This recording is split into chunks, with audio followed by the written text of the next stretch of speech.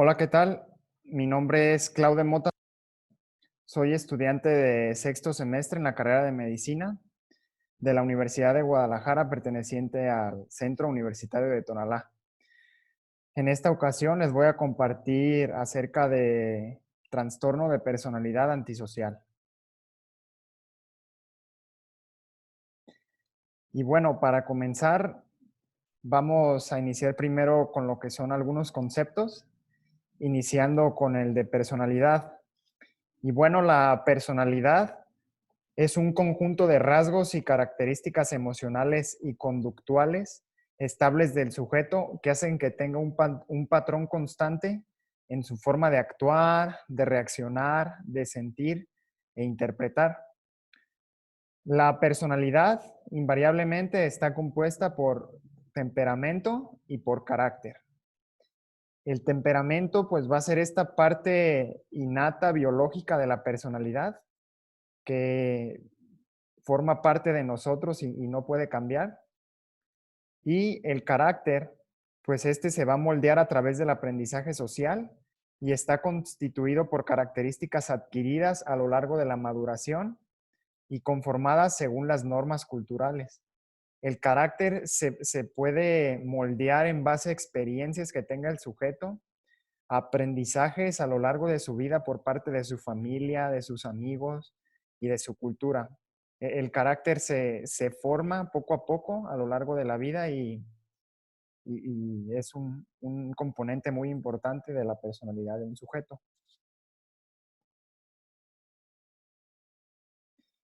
Y bueno, en comparativa, un individuo con una personalidad sana se podría decir que tiene una serie de características que le permiten mantener un nivel de funcionamiento cognitivo a nivel psicosocial.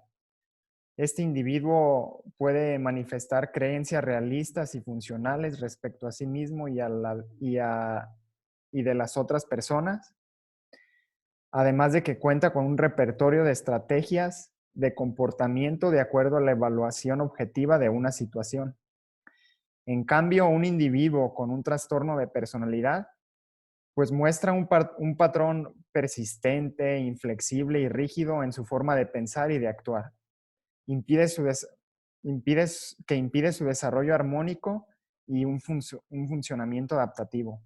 Son personas, pues, que son, se podría decir, cerradas, que no se pueden adaptar a la situación social y su forma de pensar y de actuar son constantes, no cambian. Y bueno, para entrar ya en tema, el trastorno de personalidad antisocial pertenece al grupo B de todos los trastornos de personalidad, o también llamado el grupo dramático, impulsivo y errático. Este grupo incluye también al trastorno de personalidad histriónico, narcisista y límite de personalidad. Todo este combo de trastornos, pues, son de los más comunes dentro de los trastornos de personalidad y pues son de los trastornos pues más característicos dentro de la psiquiatría. Bien, este grupo de trastornos pues implican el uso de la disociación, de la negación, de la escisión y especialmente de la sobreactuación o también llamada acting out, en el que podría observarse a estos individuos como expresando más de lo común todas sus emociones, se podría decir. Y bueno, todos estos trastornos de este grupo vienen acompañados regularmente de trastornos del estado de ánimo, por ejemplo, de un trastorno depresivo mayor o un trastorno bipolar. Estos trastornos pues frecuentemente vienen acompañados dentro de este grupo también. O existe el antecedente de haber tenido alguno de ellos.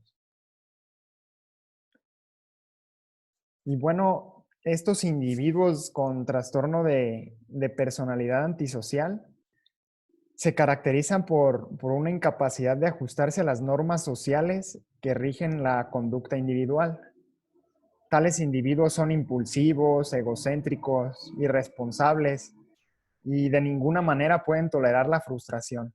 Estos individuos son los típicos sujetos que no les gusta acatar órdenes, que se dejan llevar por sus actos, que se creen el centro del universo y que todos tienen que estar observándolos.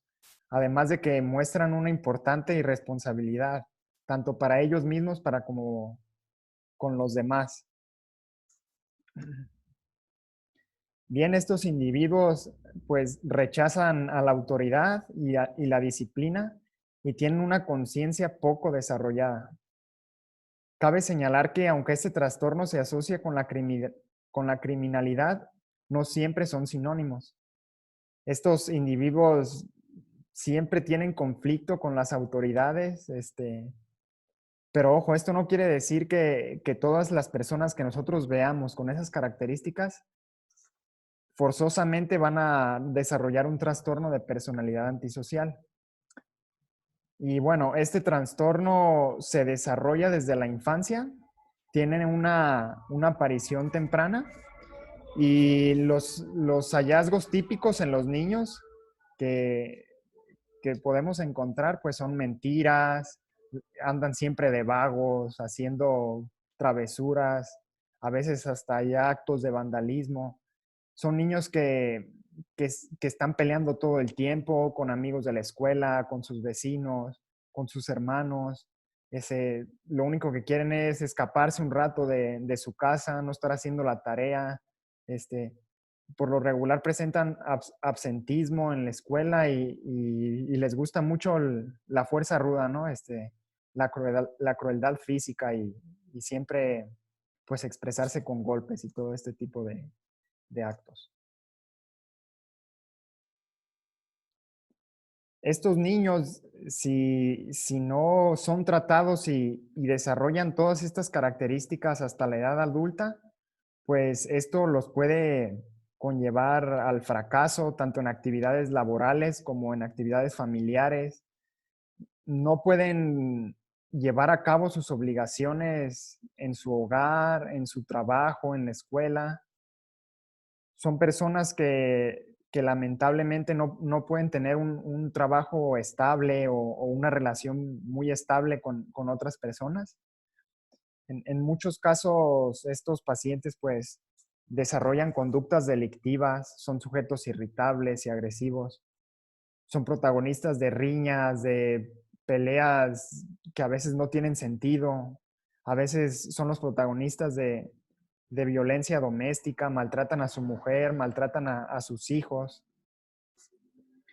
Y pues esto es mucho más evidente cuando el paciente pues es alcohólico, drogadicto, y pues esto sería como una bomba todavía, para ellos sería un descontrol total.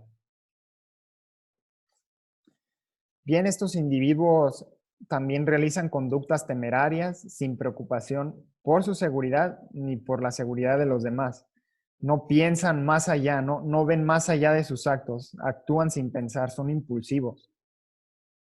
Y por obvias razones, pues son también frecuentes en ellos la promiscuidad sexual, no les importa nada, realizan las cosas que ellos creen que son adecuadas, no piensan más allá.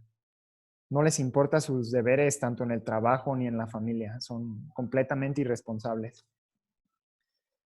Destaca en ellos también la ausencia de culpabilidad respecto a sus conductas y existe una marcada predisposición a culpar a los demás de las mismas. Ellos nunca son culpables de nada y por obvias razones, pues no, en ellos no existe ese sentimiento de frustración o de remordimiento. El que la edad de comienzo sea temprana, pues les lleva a un grave deterioro, impidiendo el normal desarrollo de un adulto independiente y autosuficiente, lo que da lugar en muchos casos a que pasen largas temporadas en prisión. Desgraciadamente, estos individuos o es de tres formas, o terminan hospitalizados, o terminan tras las rejas, o lamentablemente terminan muriendo prematuramente debido a sus actos y a su comportamiento. Presentan también cruel despreocupación por los sentimientos de los demás y carecen de capacidad de empatía. No tienen esta capacidad de ponerse en los pies del otro ni de generar como esa estabilidad o esa armonía entre, en relación con alguna persona o algún ser querido. Y bueno, en cuanto a la epidemiología, la prevalencia de este trastorno es del 3% en hombres, que puede llegar a ser hasta del 7%, y el 1% en mujeres en la población general. Este trastorno de personalidad antisocial, así como el trastorno de somatización y alcoholismo, se presentan juntos en un mismo paquete en algunas familias. Hay evidencia de que existe una transmisión familiar demasiado probable. Esto quiere decir que es muy probable que un padre con personalidad antisocial le herede este trastorno a su hijo. Y también, ojo, es muy probable que, que un padre con personalidad antisocial le herede este trastorno a un hijo que sea adoptivo, debido a la convivencia y a esta interacción con su padre, no necesariamente por el componente genético.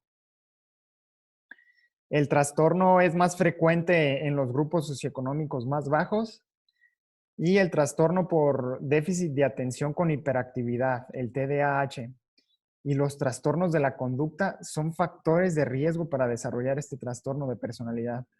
Es muy probable o es muy frecuente que niños que tengan este trastorno de déficit de atención y que no sean tratados o que no sean guiados para poder resolverlo, en la edad adulta desarrollen un trastorno de personalidad antisocial.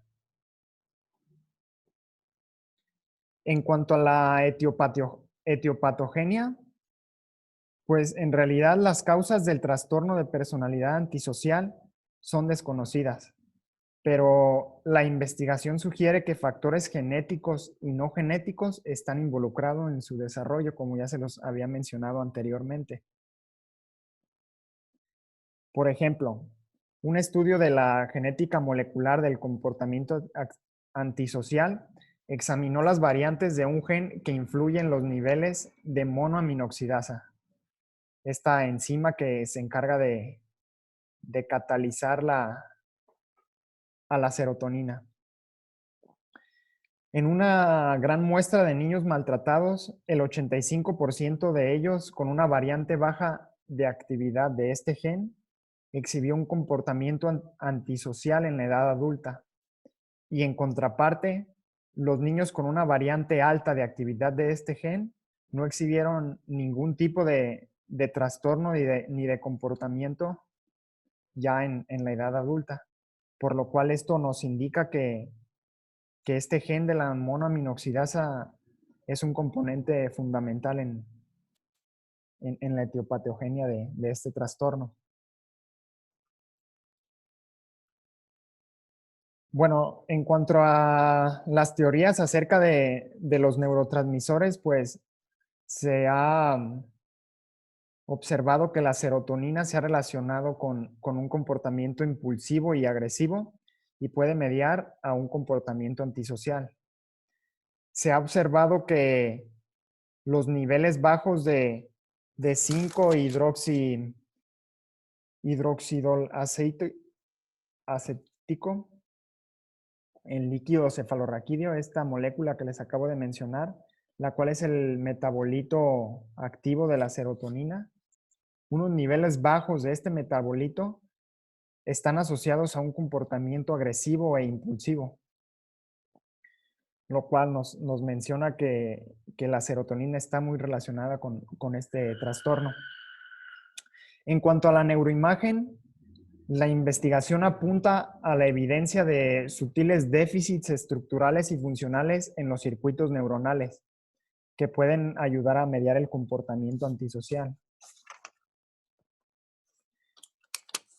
Y bueno, es posible que los déficits frontales, especialmente implicadas la corteza prefrontal y la corteza cingulada anterior, contribuyan a la impulsividad, el mal juicio y el comportamiento irresponsable de estos pacientes, mientras que la disfunción en las regiones temporales, especialmente en la amígdala y el hipocampo y en la corteza temporal superior, predisponen a características antisociales como la incapacidad de seguir las reglas y un juicio moral deficiente. En conjunto, pues estos déficits frontales específicos son los que están relacionados al desarrollo de la enfermedad. Y bueno, la mayoría de los psiquiatras y de especialistas se basan en los criterios diagnósticos del DSM-5 para poder pues categorizar al paciente en este grupo de trastornos. Y bueno, los criterios se los menciono a continuación. El primero de ellos es que existe un patrón dominante de inatención y vulneración de los derechos de los demás, que se produce desde los 15 años de edad y que se manifiesta por 3 o más de los siguientes hechos. Número 1, un incumplimiento de las normas sociales respecto a los comportamientos legales que se manifiesta por actuaciones repetidas que son motivo de detención. Número 2, engaño que se manifiesta por mentiras repetidas, utilización de alias o estafa para provecho o placer personal. Número 3, impulsividad o fracaso para planear con antelación. Número 4, irritabilidad y agresividad, que se manifiesta por peleas o agresiones físicas repetidas. Número 5, desatención imprudente de la seguridad propia o de los demás. Número 6, irresponsabilidad constante, que se manifiesta por la incapacidad repetida de mantener un comportamiento laboral coherente o cumplir con las obligaciones económicas.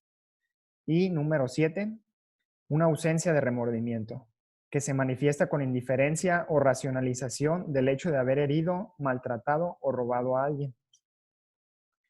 Y bien, los siguientes puntos que se deben de cumplir para aprobar el diagnóstico sería que el individuo en este momento tenga como mínimo 18 años, que existan evidencias de la presencia de un trastorno de la conducta con inicio antes de los 15 años, o sea, durante la niñez o durante la adolescencia.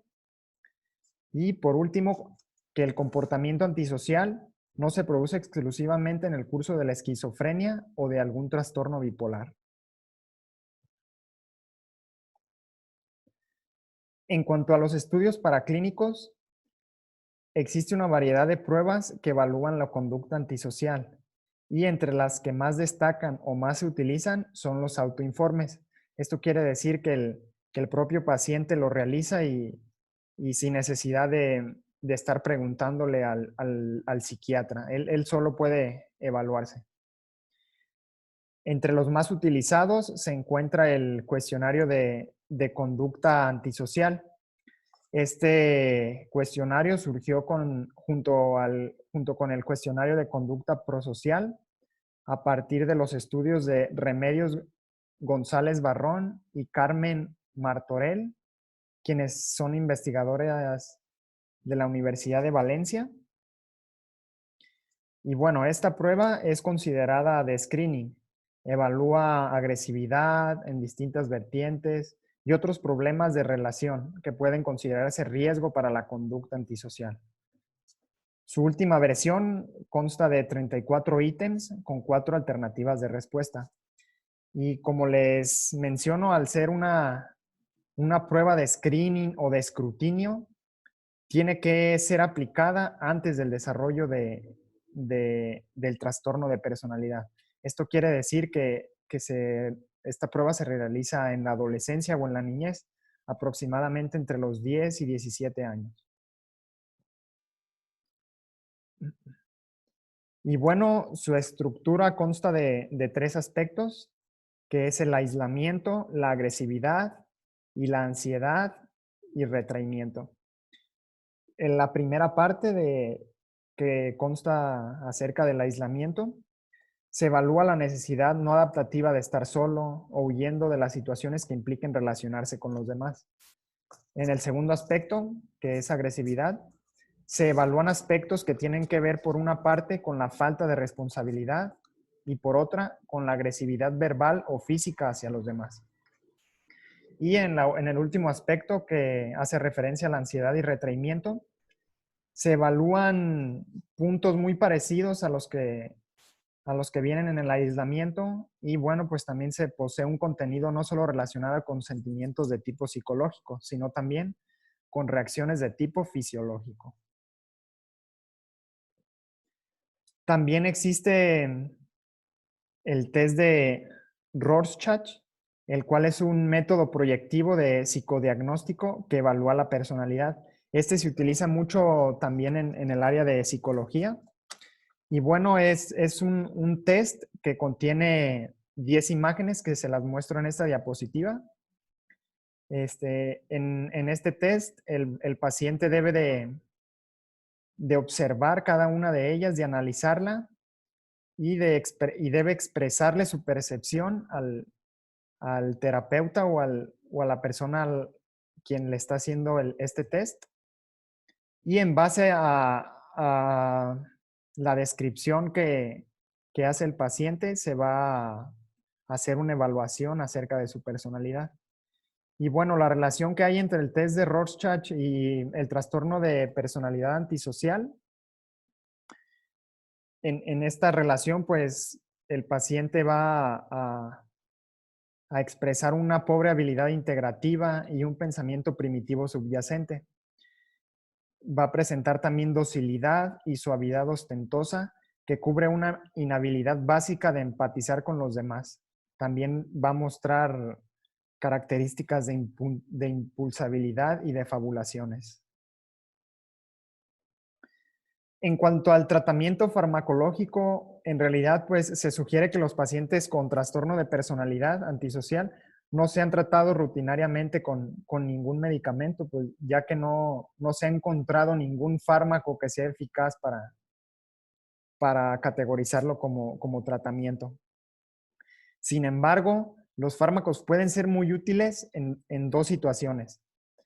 Cuando el paciente presenta un comportamiento agresivo severo, o cuando el paciente, además de tener este trastorno de personalidad, comparte algún otro trastorno psiquiátrico.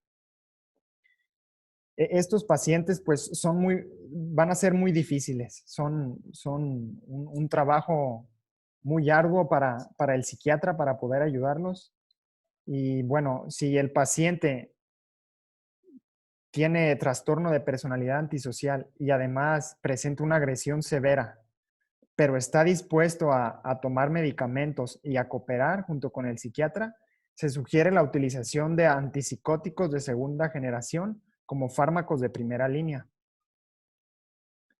Bueno, se recomienda iniciar con risperidona, 2 a 4 miligramos al día, o también puede ser quetiapina, 100 a 300 miligramos por día.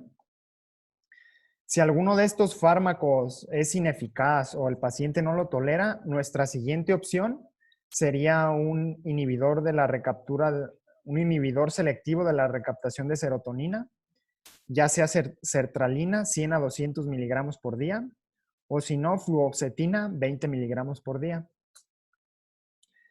Y pues otras alternativas razonables van a ser los estabilizadores del estado de ánimo, que anteriormente también ya los habíamos visto en clase.